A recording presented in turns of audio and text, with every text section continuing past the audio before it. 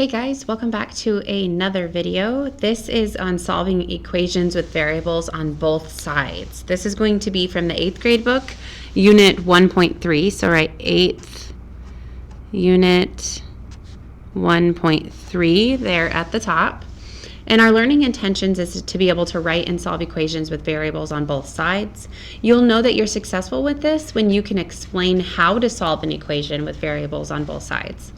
When you can determine whether an equation has one solution, no solution, or infinitely many solutions. And when you can use equations with variables on both sides to model and solve real-life problems.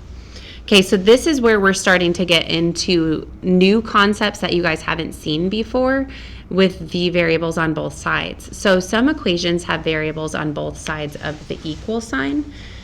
And so our first step is to simplify each side of the equation by using the distributive property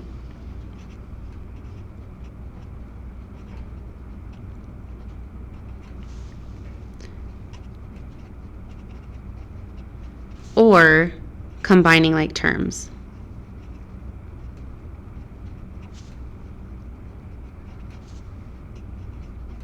So first things first, simplify. Distributive property, combine like terms. Then you're going to use inverse operations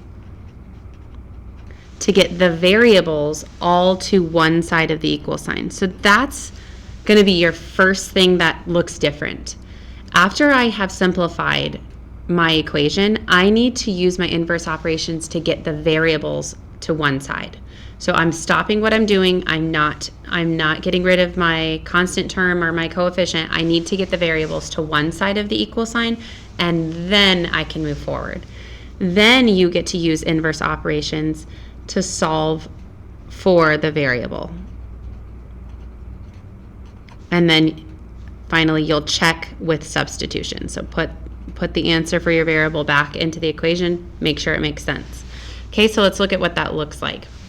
Here's combining like terms. So first 3 and 5 are like terms. So I'm going to go 8 plus 6x on this side, 10 plus 5x. So I simplified using combining like terms. My next step is to use inverse operations to get the variables all to one side. When you're looking at this, I could go, these are both positive, so I'd have to subtract to get rid of them, right? I could take 6 and subtract it by both sides, but what happens when I do that? If I do 5 minus 6, I get a negative x.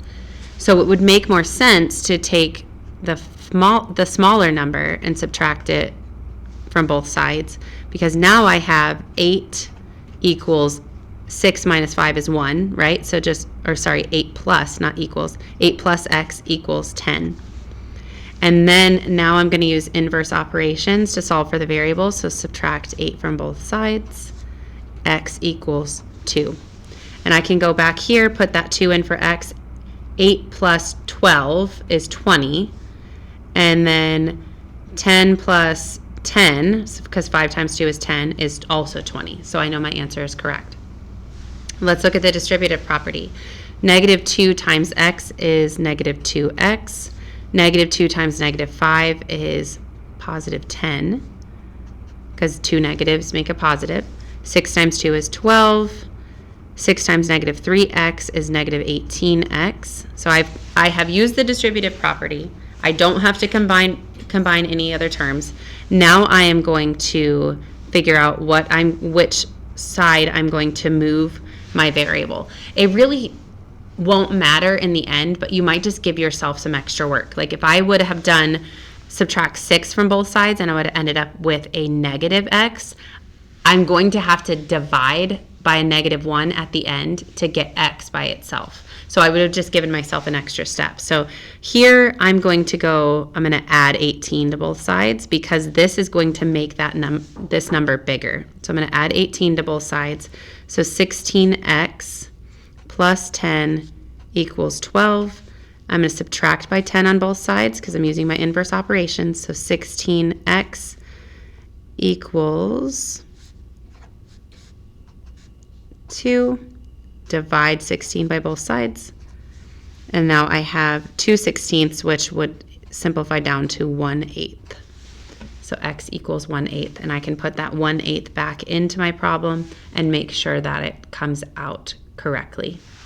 So you're going to try that for 2 of the problems here at the bottom and see if you can solve those. Okay, let's flip over to the back side. So now that we have learned how to solve with the variable on both sides, sometimes you're going to have infinite amounts of solutions. So that means there can be more than one, and sometimes you're going to have no solution. So let's look at what that looks like for us. So first, after you simplify all variables, all variables are eliminated and the constants are equal. So that's what you'll know, that you have infinite solutions when after you've simplified, all the variables are eliminated. That means they're gone and the constants are equal. So it'd be like A equals A.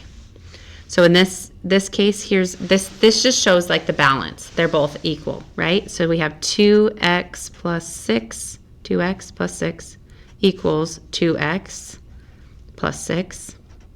So I know my next step is to get the variables on one side, but when I do that, it actually gets rid of them, leaving 6 equals 6, which is possible, right? So that could be an infinite solution. Let's try this one. So 25x plus 40 equals 25x plus 40. So now I need to get my variables all to one side. But when I do that, 25 minus 25 is 0. 25 minus 25 is 0, leaving me with 40 equals 40. So any number will work here. So it doesn't matter which number is, as long as they both are the same number on each side of the equal sign, then it'll work, okay? So then when it's no solution, so after you simplify, all variables are eliminated and the constants are unequal. So you'll know that there's no solution if it's unequal. So like A equals B. So like 2x plus 3 equals 2x plus 6. Subtract 2x from both sides. Got rid of my variable, but now I have 3 equals 6. That can't work, right? So 10x plus 27 equals 10x plus 198. Get rid of my variable, or put my variable on one side, which actually eliminates it. 27 equals 198. That does not work, right? That is a no solution. So you're going to try different problems here.